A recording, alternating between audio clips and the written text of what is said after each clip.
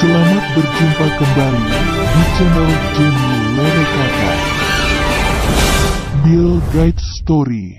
Sebelum menonton video ini, sebaiknya di like, subscribe dan nyalakan tombol notifikasinya. William Henry Gates III atau lebih dikenal dengan Bill Gates lahir pada 28 Oktober 1955 di Seattle, Washington DC. Ia merupakan anak kedua dari 3 bersaudara. Ayahnya, William Henry Gates adalah seorang pengacara perusahaan yang punya banyak relasi, sedangkan ibunya, Mary Maxwell, adalah seorang pegawai bank. Saat kecil, Bill Gates merupakan seorang anak yang cerdas, tetapi dia terlalu penuh semangat dan cenderung sering mengalami kesulitan di sekolah.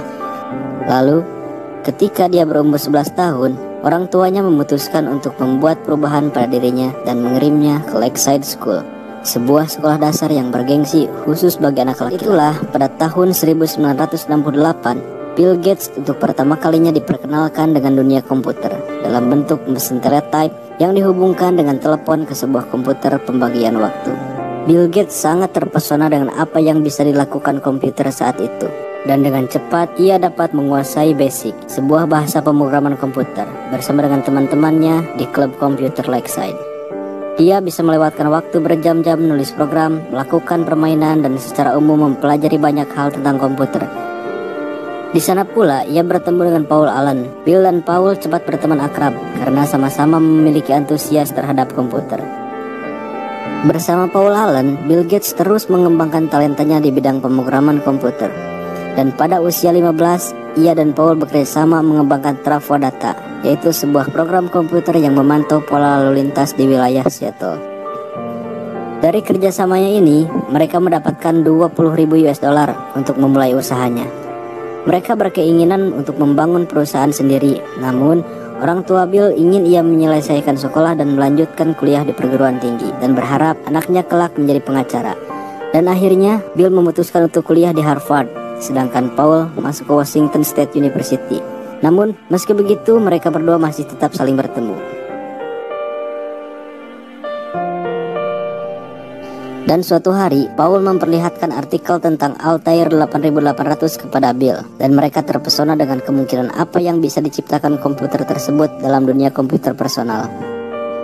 Altair dibuat oleh sebuah perusahaan kecil bernama MITS, dan Bill nekat menghubungi pimpinan MITS yaitu Ed Roberts saat itu, dan mengatakan bahwa mereka sedang membuat program basic yang dapat berjalan di komputer Altair.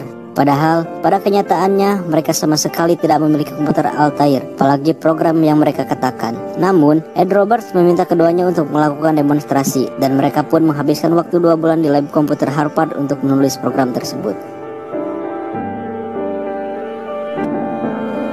Setelah 2 bulan, selanjutnya Paul Allen pergi ke MITS untuk menguji coba perangkat lunaknya tersebut. Dan hebatnya, program tersebut berjalan dengan baik. Akhirnya, Paul dipekerjakan di MITS dan Bill Gates memutuskan untuk meninggalkan Harvard untuk bekerja sama dengan Paul. Dari sana, mereka berinisiatif membangun sebuah perusahaan yang mereka beri nama Microsoft.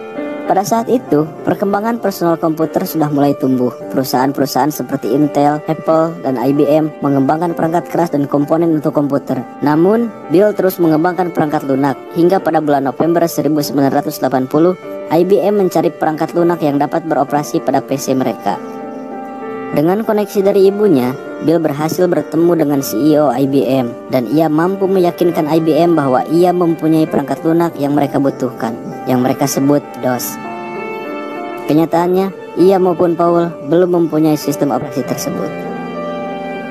Ia kemudian membeli sebuah sistem operasi untuk komputer yang mirip dengan komputer IBM dengan harga $50.000, dan ia memasangnya di komputer IBM. Saat itu IBM berniat membeli source code sistem operasi tersebut, namun Bill menolak untuk menjualnya. Ia meminta agar IBM membeli lisensi untuk setiap salinan dari sistem operasi yang digunakan komputer IBM untuk setiap penjualannya. Hal ini bertujuan agar Microsoft dapat melisensikan DOS ke perusahaan lain seandainya mereka membuat komputer yang sama seperti komputer yang dibuat IBM. Dalam 1 tahun, pertumbuhan dan keuntungan Microsoft melesat dari $2,5 juta menjadi $16 juta. Ia pun mengembangkan DOS menjadi Windows yang semula hanya menggunakan teks dan keyboard menjadi berbasis Graphic User Interface atau antarmuka grafis seperti Windows yang kita kenal hingga saat ini. Dan saat ini Bill Gates masih berada di jajaran orang terkaya dunia dengan jumlah kekayaan mencapai 92,4 miliar dolar atau setara dengan 1.238 triliun rupiah menurut majalah Forbes.